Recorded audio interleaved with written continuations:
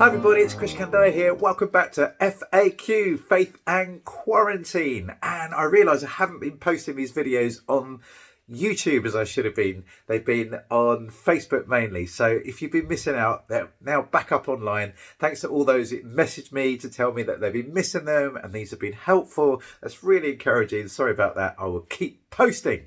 So we are in the middle of the series on the book of Daniel, and I don't know about you, I find Daniel so inspiring. Here is someone in lockdown. He's far away from his friends and his family and those that he knows and loves, and he is serving God under the most extreme and difficult circumstances. And today I want to look at who do you fear, or what do you fear in lockdown? Lockdown is doing all sorts of things to our brains right now. It's making us worry about things that maybe we hadn't worried about before. Many people I know are really wrestling with insomnia. They just can't put their minds at rest at night, and therefore they're kind of plagued by these dark and difficult thoughts, and then they can't get back to sleep. There's been a spike in issues around mental health and domestic abuse. So this lockdown is having a severe emotional impact on us as a nation, and many people are worried about what's going to happen afterwards. Is it going to be like an elastic band, once you pull it and then you let go, it all just comes back to normal? Or is there going to be a new way forward, a new way of living in light of what we've learned through lockdown? But I want us to be able to address fear, because the Bible has a lot to say about fear. And we're going to read in this story about how fear is overcome by faith and confidence in God, but not in a cheap and easy way.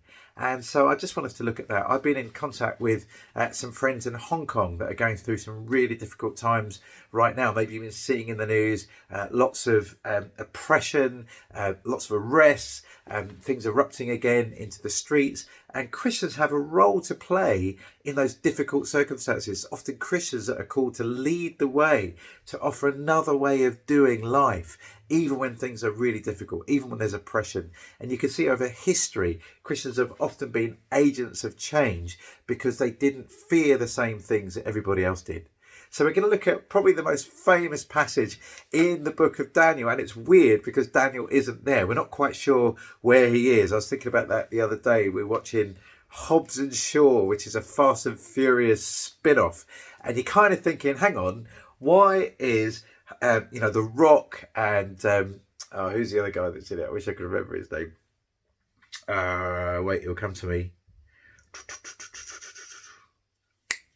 I'm just going to try and remember that I've lost his face. I was thinking about the other day when I was watching Hobbs and Shaw, which is a Fast and Furious spin-off. And you're thinking, hang on, where's the rest of the gang? Like, if there is a global emergency, this pandemic of a kind of molecularly synthesized, programmable plague can be unleashed on the world, where's Vin Diesel and all the rest of the guys? Why aren't they in the film? And in that situation, it's probably because of contracting. I've heard The Rock and Vin Diesel don't get on anymore, and they might not be doing any films again. But you're trying to figure out where the other characters are. Or for most of the Marvel films, you're going, hang on, where is Captain Marvel? If Captain Marvel was here, she's so powerful, you don't need any of the other Avengers. She could probably deal with everything on her own. So it feels a little bit like that when you read Daniel chapter 3, because Daniel's kind of not there and his absence isn't explained. And knowing what we know about Daniel, there's no way that he would have capitulated to what else had been going on. So maybe he's on an overseas trip. He's the most powerful man in the kingdom. Maybe he's doing some diplomatic work. It's not explained, but there's never any inference that Daniel's been unfaithful to God or he capitulated. So bear that in mind as we dive in. Daniel chapter 3. King Nebuchadnezzar made an image of gold 90 feet high and 9 feet wide, and he set it up on the plain of Dura in the province of Babylon. He then summoned the satraps, prefects, governors, advisors, treasurers, judges, magistrates, and all the other provincial officials to come to the dedication of the image he had set up. So the satraps, prefects, governors, advisors, treasurers, judges, magistrates, and all the other provincial officials assembled for the dedication of the image that King Nebuchadnezzar had set up, and they stood before it. Interesting how you get those repetition of who turned up. It feels like a little bit like the game, my mother went to the shops and bought, and you get this massive list of things. It's almost like this has been written as a tale that everyone would enjoy.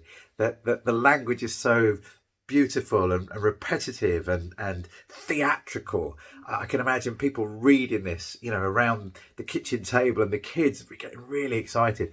And part of the problem with this story is that we think it's just useful for children. It's not got anything to say to us.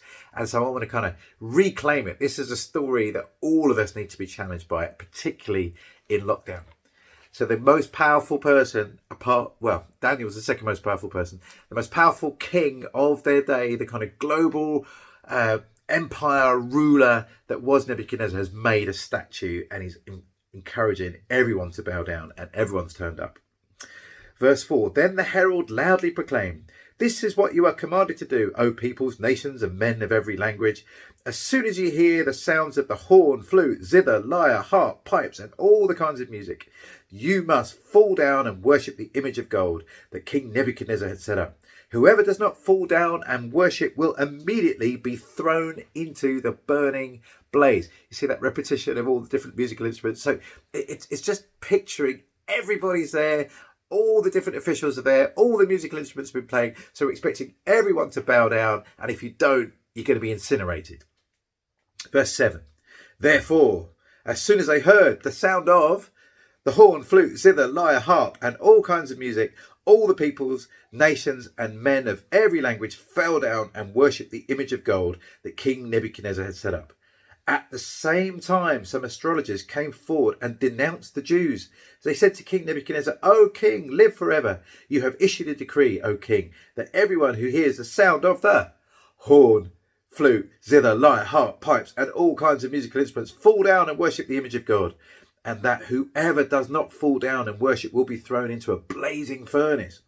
But there are some Jews whom you have set over the affairs of the provinces of Babylon, Shadrach, Meshach, and Abednego, who pay no attention to you, O king. They neither serve your gods nor worship the image of gold you have set up. Furious with rage, Nebuchadnezzar summoned Shadrach, Meshach, and Abednego. So these men were brought before the king, and Nebuchadnezzar said to them, is it true that you do not serve my gods or worship the image of gold I have set up? It's almost like he's got no memory at all. Amnesia is a major problem in the Bible. Do you remember when a new pharaoh came to town in Egypt, and he had forgotten the way that Joseph and the Jews had blessed Egypt during the time of famine? And now Nebuchadnezzar, who just had this vision interpreted to him by Daniel, and he was about to get rid of all of his wise men and astrologers because they had no power. They couldn't even tell him what dream he has. It's like he's forgotten that, and he's back to his old ways. And he's going to say, well, don't you worship my gods? Well, of course they don't. They never have. And they've been really clear from the beginning. It's been a key part of their identity that they're going to worship God. And whatever Nebuchadnezzar tries to do, they're not going to worship another God. And that's the history of the Jewish nation. It's incredibly inspiring.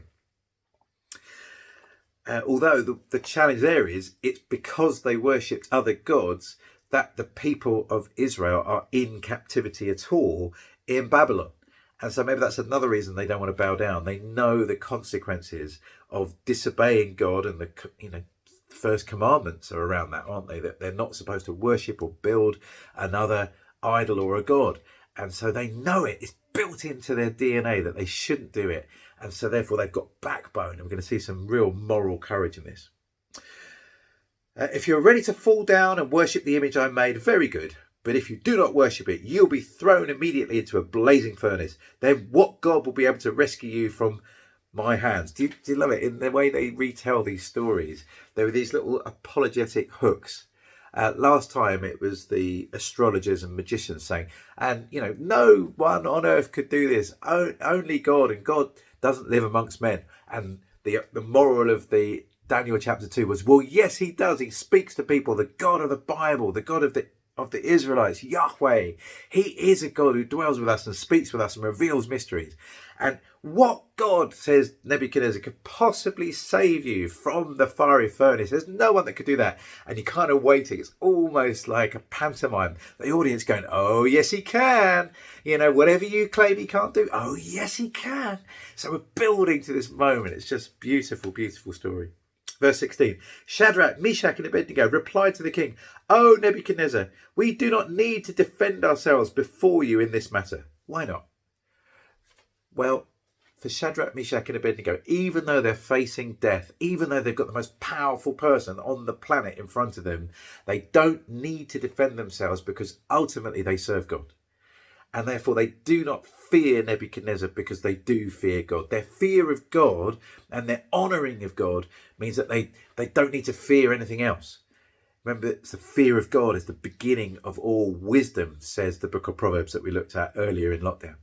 And now we do not need to defend ourselves in front of you. Verse 17, if we are thrown into the blazing furnace, the God we serve is able to save us from it. Wow, they have a really clear theology, don't they? God is omnipotent. He's all powerful. Some weedy little fires, nothing compared to God. We looked at in Isaiah 40, the nations are like a bucket before God. They're just like a drop in a bucket. They're nothing compared to our God. So all of these satraps and advisors and magicians and all their musical instruments, they're nothing compared to God. Our God is able to rescue us from a blazing fire. Our God was the God that spoke and the universe came into being. Their theology is so strong. Their mind and their hearts are talking to each other. What they know about the power of God, the all-powerful God, and therefore we don't need to defend ourselves and we know that he can rescue us. But here's where bravery comes in. Did you see verse 18? But even if he does not, we want you to know, O king, that we will not serve your gods or worship the image of gold you have set up. We believe our God is capable of rescuing us, but even if he doesn't, we're still going to trust him. Man, I find that such a challenge. Sometimes my trust in God is so conditional. God, I pray, and if you answer my prayer, then I'll trust you. Or we do a deal with God.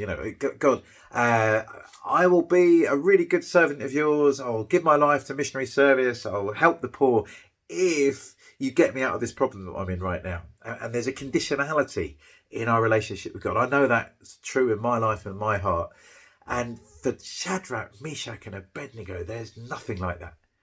We will not bow down. We will honour God. We will obey his commands, even if he doesn't deliver what we want from him. Even if he allows our bodies to be burnt, we won't do it. Our trust and our allegiance to God is such that even if you do your worst to us, we're still going to honour him. What a witness. There have been Christians throughout the centuries that have had to make those tough decisions. Either repent and recant their faith or be killed. And, there are martyrs in Christian history, going back to Perpetua. She was a woman in the first century of the church. She was imprisoned by the Romans. She had just given birth to a baby. Her own dad begs her to recant the faith so that she can bring up her child, and she refuses. And she allows someone else to raise her child, and I think she was killed in the Colosseum, fed to the lions. That bravery. Or think about people like Latimer and Ridley. There's a monument to them in Oxford, not far from where I live, who were willing to be burnt at the stake rather than recant their faith in a God who forgives us because of our faith and trust in him, rather than because of any good works that we've done. I mean, they just said, even if you kill us, we won't turn away. It's incredible. So challenging. I find in my life, I'm more willing to compromise and to pursue other things when my life isn't at stake. So these words speak so deeply and so richly to us, don't they? Even in lockdown, even in the relative discomfort compared to our normal life, but the relative ease compared to many believers throughout the centuries have had far more to deal with than we have. They have shown themselves to be faithful. Will we? Will we fear God in the middle of the pandemic? Verse 19, then Nebuchadnezzar was furious. If he was angry before, he's furious now. You know, if he was red in the face now, there's like steam coming out of his ears now. He is so angry. These three men have dared to oppose him, and he is super crazy angry. Look at him. Nebuchadnezzar was furious with Shadrach, Meshach and Abednego, and his attitude towards them changed. He was furious before, but his attitude towards them changed. He got even angrier. He ordered the furnace to be heated 7 times hotter than usual. 7 is a perfect number in the Bible. That's why there are 7 days in the week. It's like turning everything up in Spinal Tap terms to number 11. I want this to be as hot as it possibly can be. I'm going to make this the hottest furnace the world's ever seen. I'm so angry. 7 times hotter than usual, and commanded some of the strongest soldiers in his armies to tie up Shadrach, Meshach and Abednego and throw them into the blazing furnace.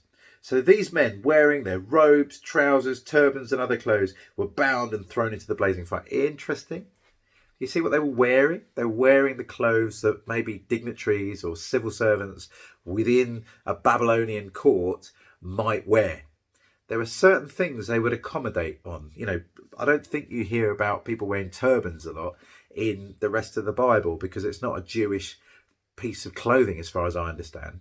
But they were willing to adapt their clothes, but they were not willing to adapt their loyalty to God. And getting that balance is really right and really important. For many Christians, we're saying, I want nothing to do with the world. You know, we're going to dress differently. We're going to live far away. We're going to have no connections. Some Christians even don't have any electricity because I don't think it's biblical.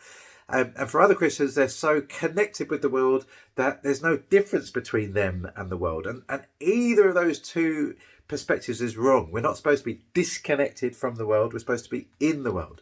But we're not to be so alike the world that there's no difference. We're supposed to be in the world and not of it, as many people have said.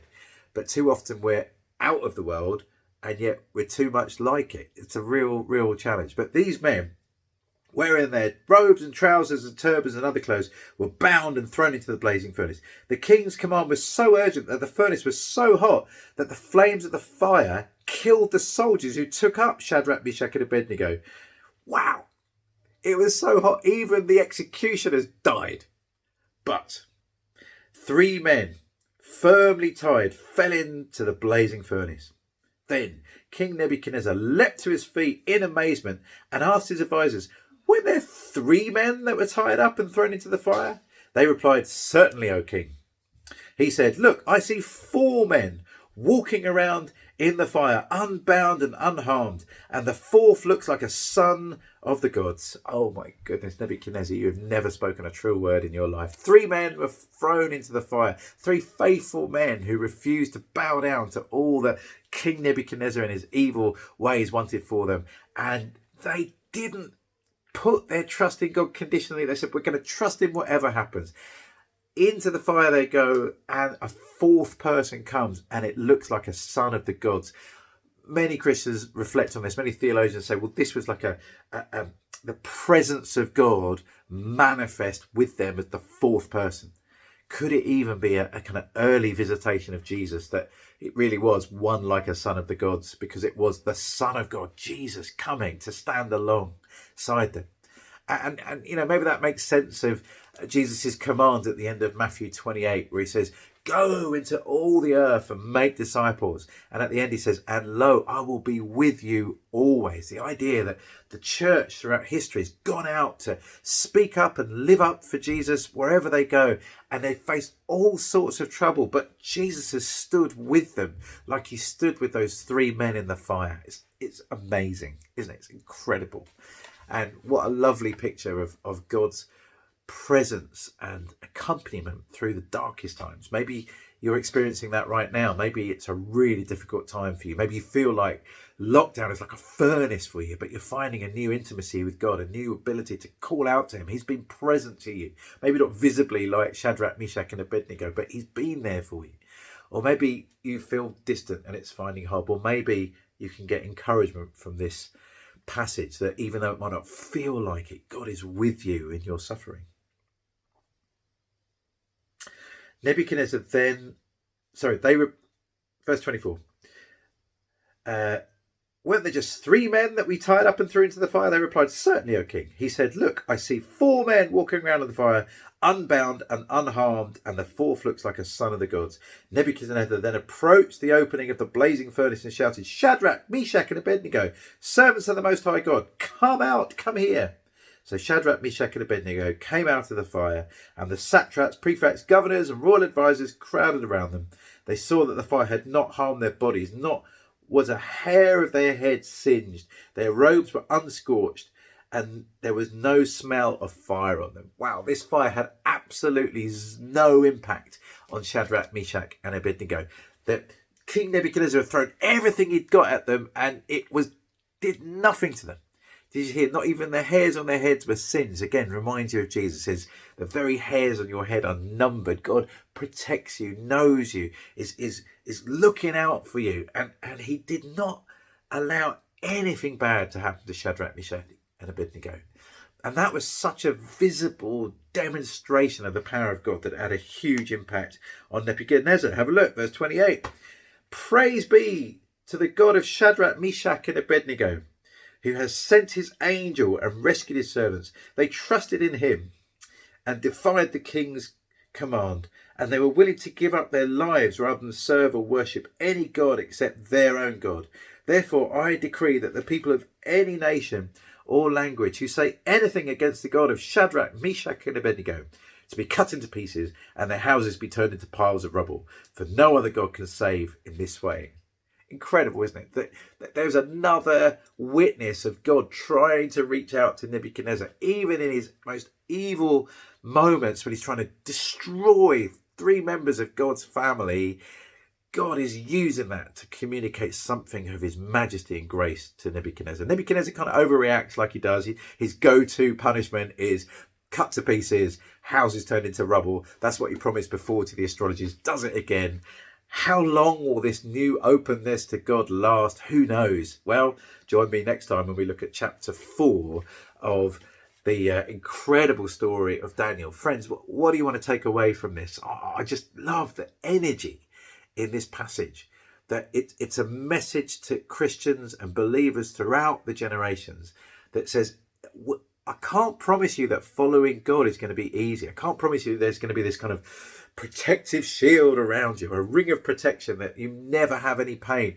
I think Shadrach, Meshach and Abednego must have been going through all sorts of turmoil as they made their decision whether to stand, as the whole the plain of Jura was filled with men and women and boys and girls just bowing down. They stood firm. They were like those guys in those pictures of Nazi Germany. There'll be some that just resist and refuse to bow before a dictator or a despot, and they stand up ready to be counted, ready to face their death. And yet God was with them. And friends, I just think this courage that these 3 men had and the faithfulness that God had to them, it's inspirational. Maybe it can help us hold on as we're finding life difficult in lockdown. Maybe it makes us sympathetic to believers around the world that are facing extreme persecution because of their love for God. People in South Sudan, people in Pakistan, people in North Korea facing this. Maybe it makes you more sympathetic for some of the struggles of people in China and Hong Kong right now. And maybe we need to pray that they have the same protection that God gave to Shadrach, Meshach and Abednego. Friends, hang on in there. Lockdown is going to come to an end in some form or another someday, and God will still be God. And we need to keep holding on to him. Thanks so much for listening. Join me tomorrow when we look at Daniel chapter 4. Thanks again.